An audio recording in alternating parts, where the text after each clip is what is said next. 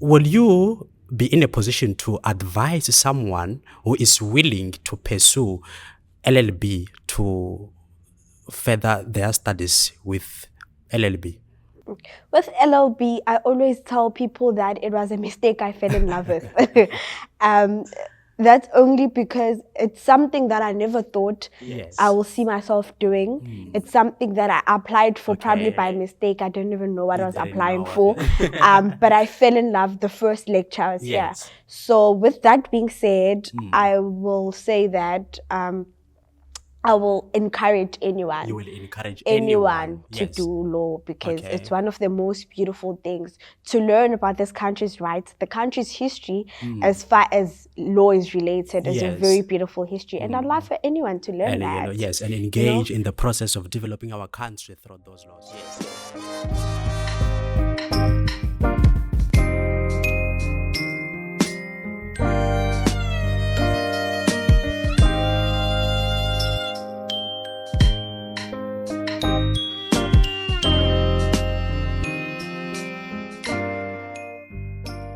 Hi, my name is Yeni Oswell Maswanganyi. Welcome at Edu-Knowledge Exchange Podcast.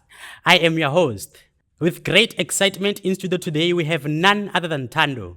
And remember, Edu-Knowledge Exchange Podcast is a place where we share the challenges our guests encountered in their incredible life journeys, as we engage as well in their current academic and student affairs, and we lastly share their stories of victory and success. Without much ado, let's welcome Ms. Thando. Welcome at Edu-Knowledge Exchange Podcast. Thank you. How are you doing?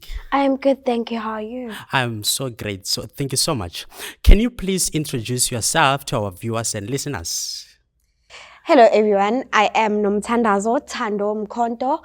I am doing my third year in Bachelor of Laws with the University of the Western Cape. I was born and bred in Soweto in a small township called Snake Park. That's so wonderful. A Bachelor of Laws student. That's so great. What motivated you to pursue Bachelor of Laws? Doing Bachelor of Laws was never in my plans. Okay. I was never one to be passionate about anything, or rather wanting to do anything growing up. All I wanted to do was do something that will change someone's life in a way. So honestly, I was never one to see myself as a lawyer growing up. Yeah. It's something which came along the process. You never had any desire to pursue any career. It's something that you just got to involve yourself within. That's so great. But during the application process, how did you find yourself applying for Bachelor of Laws despite not having that desire to apply? How was the application process at the time? With the application process, I had so much pressure from my principal in high school. Okay. I remember when I started my matric year, he used to say, universities are opening now. And like when they open, make sure that you apply. Because if you don't apply now, you won't have a future. You'll sit at home doing nothing. So I had that pressure of applying because of being scared that, I don't have any future, I won't do anything. So you just applied everything. I applied anything and everything I could think of at that moment. But I said that as an encouragement, that you were encouraged to pursue your studies at a higher level. That's true. I'm glad that you found that opportunity. Being encouraged with application processes or being pressurized to apply for higher education to further your studies, were you assisted perhaps with application process? No, I wasn't assisted. I have older parents, so they have no idea how to do these things. Even my brother really never had the experience of applying, you know. So I was all on my own and I had to figure everything out. And I wish there were things where, or maybe companies where they can help people. Because I think, because I think some people, the only reason why they can't be in university at this point is because they had no one to apply for it. You know, I see. So it's great for you that you were always pressurized, you know, to apply for higher education. And as you say that you wish that there can be more companies. And I too wish that there can be those organizations which assist with university applications. You know, you mentioned that you never had any expectation with your any field of study which you desire to pursue, but for yourself, when you found yourself within Bachelor of Laws studies, will you be in a position to advise someone who is willing to pursue LLB to further their studies with LLB? With LLB, I always tell people that it was a mistake I fell in love with. That's only because it's something that I never thought I will see myself doing. It's something that I applied for probably by mistake. I don't even know what I was applying for. But I fell in love the first lecture I was here. So with that being said, I will say that I will encourage anyone. You will encourage anyone to do law, because it's one of the most beautiful things to learn about this country's rights. The country's history, as far as law is related, is a very beautiful history. And I'd love for anyone to learn that. And engage in the process of developing our country through those laws. That's a great one. And, studying, without having any expectations, I'm sorry for that. But how was your first week of attendance in university? It was in 2022, just after COVID. So a whole lot of things were blended. I remember even my orientation was online. I never had the experience to have to walk around campus, to know that this is where you are supposed orientation, to be. A group of people, and I literally had to figure out things myself. Walking to a lecture room, I don't even know where I'm going. I'm looking at a map online. Still, you don't familiarize yourself with, So it was quite difficult, but slowly but surely, luckily my housemates were kind of aware of what's going on, because I remember one of my housemates was doing their final year that year. So she was like my personal GPS. So I would call her, where is this lecture room? Where is this lecture hall? So it was quite easy because of that. But otherwise, I had a great first week. I was looking forward to everything, honestly. That's so wonderful. I believe that some will be in a position to refer it as a transition from your secondary school going to a place where you do not know the location of where you are supposed to attend your lectures, to perhaps highlight us further your transition from secondary school to tertiary education. How did you get to adjust to this environment of higher education, particularly at university where you are currently pursuing Bachelor of Laws? The transition was quite a difficult one. I had to really pick up from studying the high school way, pick up from having to know the facts, the answer to this is this, the answer to actually critically thinking and analyzing things now. And I had to change my whole life, my whole study method. I had to change everything to the way I answer questions. And I realized that we're not taught these things in high school, how to study. We're not taught how to study. We're not taught how to answer questions properly. I remember I learned how to write my first professional email here. I wish in high school we learned to do that. So my transition, it was a very difficult one, to be honest. That's so wonderful. It's wonderful because you got to navigate those things which you were not taught in your secondary school. So, for someone who is willing to be in a space of higher education, how can you advise them to prepare themselves for higher education? I believe that there's no amount of preparation that will prepare you for this space. It's all about your mindset.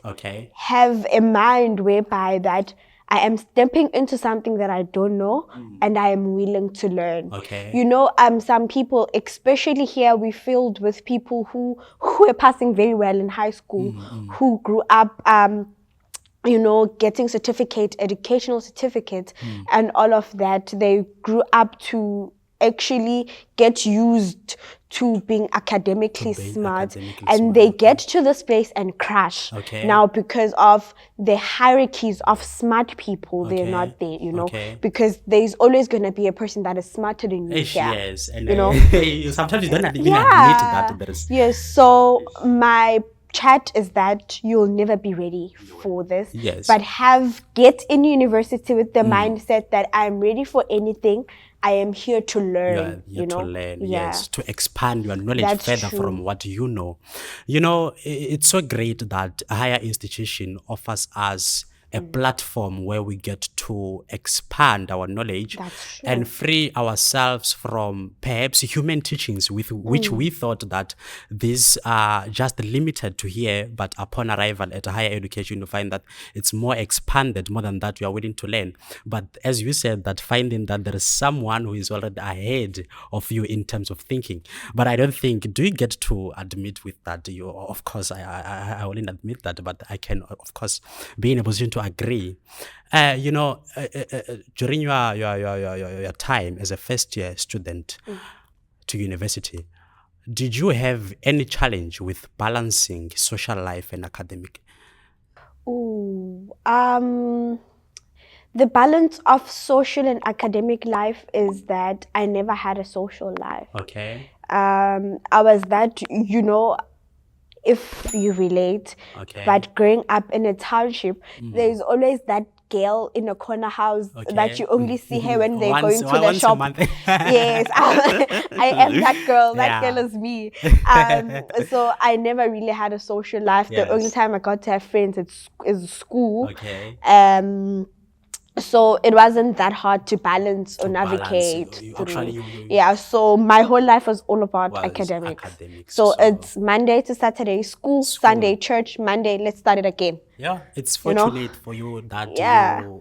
you actually came within this institution where you are currently pursuing your studies to perform what you came here for. Because some of those that I know, when they arrive at higher education, they go there as believers, they return as drunkards, or now they've got the wrong friends who lead them to wrong direction, you know. And I'm so happy that. But how can you share with your viewers and listeners that this is how I managed to distance myself from things which might isolate me from performing my best from academic duty, which I came here for? How can you advise our viewers and listeners that this is how you are supposed to project yourself and do not forget why you are here? I mean, social life, to some of us, for myself, I can say that if I involve within that position, I can get to be disrupted and lose myself in the process of schooling. But how can you advise our viewers and listeners about social life and academic life? So in a place like this filled with different people coming from different backgrounds, Yes. coming from different homes, in a place where we were disciplined differently, Okay. I would say that come with the mindset that I'm on my own. I'm on my own and I'm here to build meaningful relationship. I'm here to network meaningful people that will not only help me in the future, but will guide me through the journey. Yes. I don't mean that you will put your journey in other people's journey in- hands.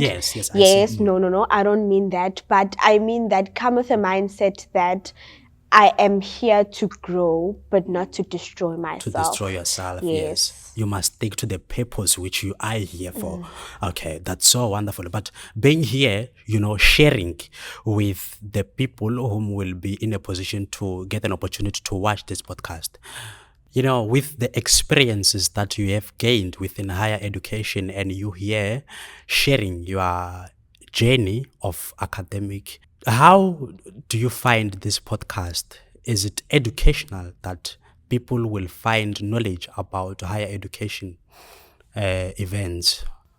It's really unfortunate that people who necessarily need this may not have the funds to access it due to it being on YouTube and data and all of that.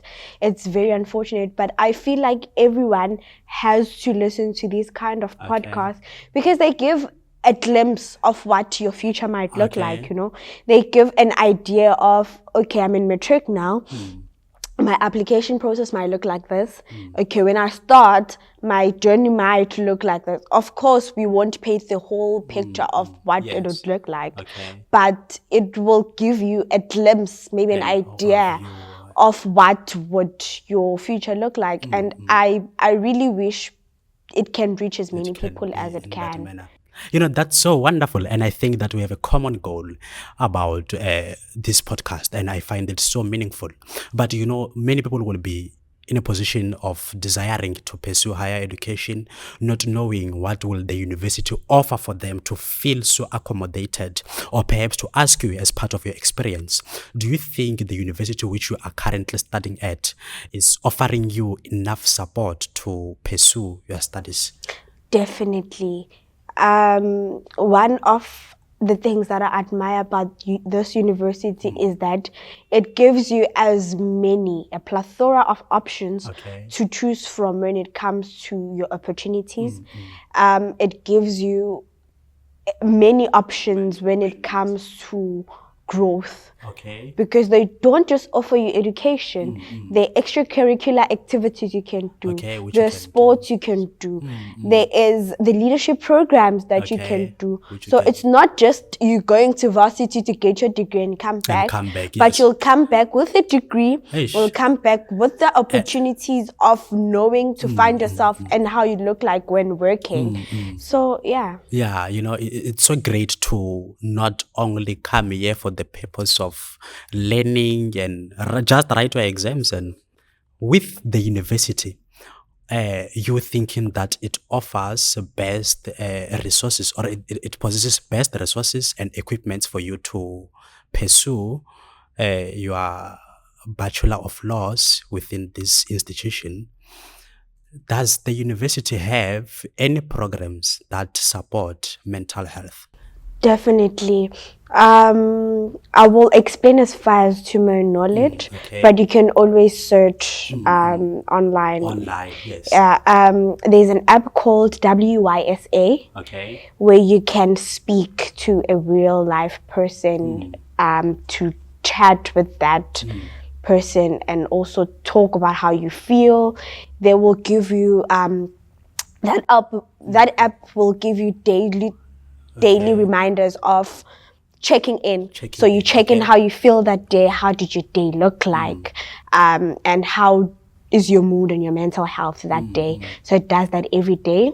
You can also go to the CSSS. I'm so sorry for using an abbreviation. I have no idea what that stands for. Where you can email them and ask for the mental health assistant.